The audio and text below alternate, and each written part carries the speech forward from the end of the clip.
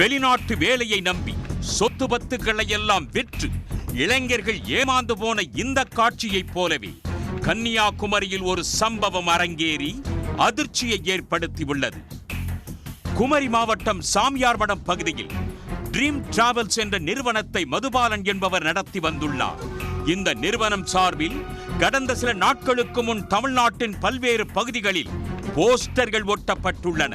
அதில் புரூனே நாட்டில் எண்ணெய் நிறுவனத்தில் லட்சக்கணக்கான ரூபாய் சம்பளத்தில் பணிபுரிய ஆட்கள் தேவை என்றும் தகுதி உள்ளவர்கள் நேரில் விண்ணப்பிக்கலாம் என்றும் விளம்பரம் செய்யப்பட்டுள்ளது.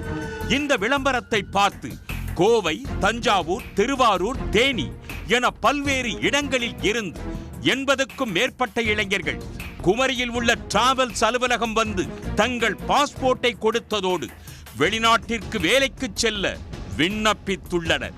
இதற்காக ஒவ்வொரு நபரிடமும் இருந்து 80,000 ரூபாய் முதல் 1 லட்சம் வரை வாங்கப்பட்டதாக கூறப்படுகிறது.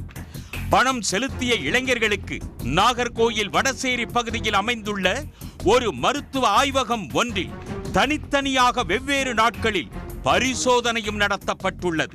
சில வாரங்கள் கழித்து அவர்களுக்கு புரூனே நாட்டில் எண்ணெய் நிறுவனத்தில் வேலை கிடைத்ததற்கான விசாவும் அதற்கான பணியாணை தனித்தனியாக டிராவல்ஸ் நிறுவனம் அனுப்பியுள்ளது. இதனால் மகிழ்ச்சி அடைந்த இளைஞர்கள் புரூனேவில் உள்ள நிறுவனத்தை தொடர்பு கொண்ட போது அங்கு அப்படி ஒரு நிறுவனமே இல்லை என்பதை தெரிந்த இளைஞர்கள் அதிர்ச்சியில் உறைந்தனர். பணம் கொடுத்து ஏமாந்தவர்கள் தனித்தனியாக சாமியார் மடத்தில் அமைந்துள்ள டிராவல்ஸ் நிறுவனத்திற்கு சென்ற போது அந்த நிறுவனம் அடைக்கப்பட்டிருந்தது. அதன் உரிமையாளரை தொடர்பு கொண்ட போது அவரது அலைபேசியும் அணைக்கப்பட்டிருந்தது. இதனால் செய்வதறியாது திகைத்த இளைஞர்கள் ஒரு வாட்ஸ்அப் குழு ஆரம்பித்து அதன் மூலமாக ஏமாற்றப்பட்ட அனைவரும் ஒன்றிணைந்தார்கள். பின்னர் இளைஞர்கள் அனைவரும் ஒன்று சேர்ந்து குமரி மாவட்ட காவல்துறை கண்காணிப்பாளர் அலுவலகத்தில் புகார் அளித்தனர்.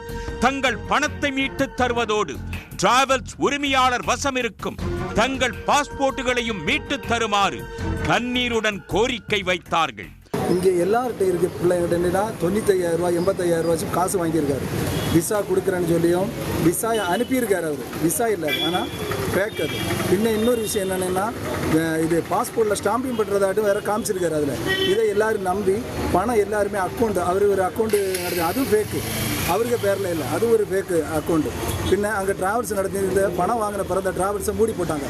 கேட்ட பிறகு சொன்னாங்க இப்படி ஆகும், அங்கே லேடிஸ் பிள்ளைங்கள் வேலை பார்க்குறதுனால டிஸ்டர்ப் பண்ண சொல்லி அடைச்சி போட்டுன்னு சொன்னாங்க. இன்னொரு காரணம் அவருக்கு டிசிஎஸ்லன்னு ஆள் பிடிச்சி கொடுக்குறதா அங்கே நாங்கள் கேட்ட பிறகு சொன்னாங்க இது எனக்கு ஆள் மட்டும்தான் பிடிச்சி கொடுக்குற வேலை, வேறு எனக்கு வேறு வேலை ஒன்றும் கிடையாது, இதை பற்றி எனக்கு தெரியாதுன்னு சொன்னாங்க.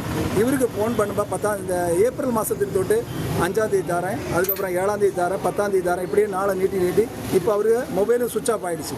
புகாரை பெற்றுக்கொண்ட போலீசார் புகார் தொடர்பாக வழக்கு பதிவு செய்தனர். மோசடி செய்துவிட்டு தலைமறைவாக உள்ள மதுபாலனை போலீசார் தீவிரமாக தேடி வருகின்றனர். உடனுக்குடன் செய்திகளை தெரிந்து கொள்ள சன் நியூஸ் பெல் ஐகானை கிளிக் பண்ணுங்க.